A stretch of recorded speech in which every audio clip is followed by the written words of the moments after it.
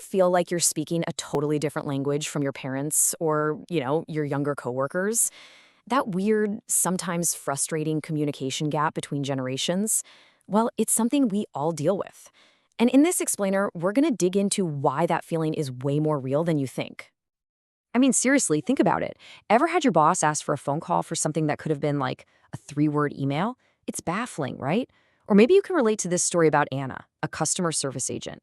She's kind of stuck in the middle, spending forever on the phone with older customers who want to chat, while the younger ones just drop 1-word answers in a live chat, probably while doing 10 other things. So here's the thing. It's not personal. It's not about you, and it's not about them. It's actually a much bigger pattern. And it's all tied to the technology we each grew up with. I mean, that stuff fundamentally shapes how we see the world and how we talk to each other. So to get what's happening now, we've got to go back a bit. All right, let's get into the why of it all. What are the invisible forces that are shaping these communication clashes? Well, it turns out the answer isn't really about someone's attitude. It's all about the era they came from. Let's go back to Anna for a second, because her situation is just a perfect example. She is literally caught between 2 different worlds. So you've got the older customers who love the phone. It feels direct, it's reassuring, even if they wander off topic. But then you've got the younger crowd. They want fast, convenient chats. The problem? Their super short replies mean she has to ask like 5 more questions just to get the whole story. It's a total clash of expectations. Okay, so to really get a handle on this, we need to meet the players, right? Let's break down the 4 main generational groups. Think of each one as having its own unique communication fingerprint. First up, the baby boomers. Now, these folks grew up when communication was a whole event.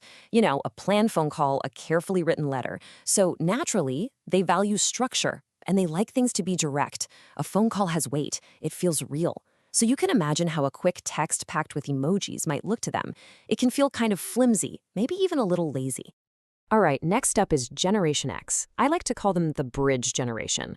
They remember what life was like before the internet, but they were also young enough to jump on board with email and the first wave of social media.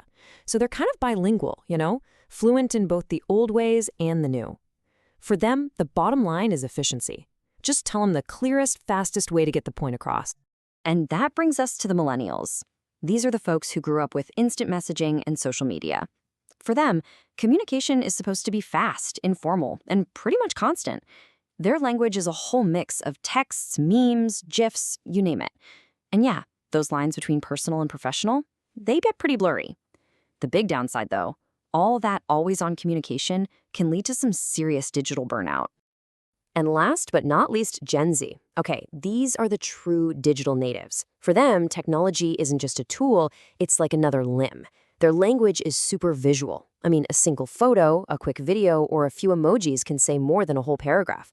It's all about speed and getting to the point, which, can sometimes get mistaken by older folks as being a bit superficial. And this right here, this is where the sparks really fly. You've got boomers looking at the younger generations and thinking it's all just way too casual, which causes tension. And then you've got Gen Z looking back and seeing all that structure as way too rigid, which leads to frustration. It's like a perfect storm of misunderstanding where everyone's missing the point. But this gap isn't just about style. It's literally baked into the words we use. It's kind of like a secret code or a digital dialect, and certain words act like a password. If you don't know them, you're definitely not in the club. Okay, let's take snail mail. If you grew up actually waiting by the mailbox for a letter to arrive, that term makes perfect sense. But if you've only ever known instant delivery, the whole idea can feel totally ancient, like something you'd see behind glass in a museum. And then you flip the coin and you get a word like ghosting. This is a totally modern thing, born out of dating apps and digital life. Just poof, all communication is gone. For older generations who are used to a bit more closure, the whole concept can seem not just rude, but genuinely baffling. And it's wild to think about how language sticks around. You know this CC field in your email? Yeah, that stands for carbon copy. It's a direct leftover from the days of typewriters and carbon paper. It's basically a digital fossil, a word that's completely lost its original physical meaning.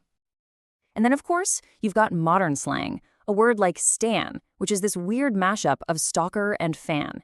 It just goes to show how language is constantly getting remixed and reborn online. And when you use a word like that, you're basically signaling that you're part of that specific online world. I mean, look at this. When you put the vocabs side by side, the divide is crystal clear. On one side, you've got the language of old school tech, VCRs, dial-up, pagers, and on the other, you've got the native language of the internet today, streaming, hashtags, going viral. It's like each list is a passport to a completely different world. Okay, so we've laid out the problem. We've looked at the language. Now for the million-dollar question, what do we actually do about it? Well, the good news is this gap isn't some uncrossable chasm. It just takes a little bit of effort. So what are the steps? Well, there are some really cool, simple ideas. Like you could set up a slang corner at work or with your family. Pair up, trade words, and try to guess what they mean. Super fun way to learn. Or get creative. Try a social challenge where you make a video together about how you each use technology.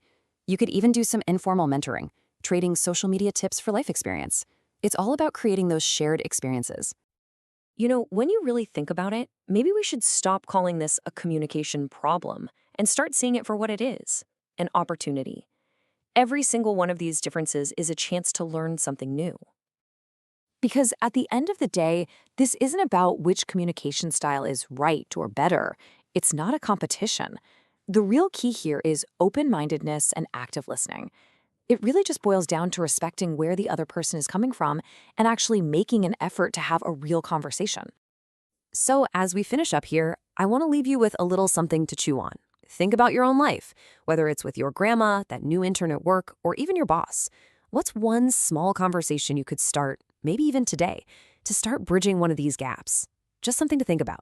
Thanks for joining us.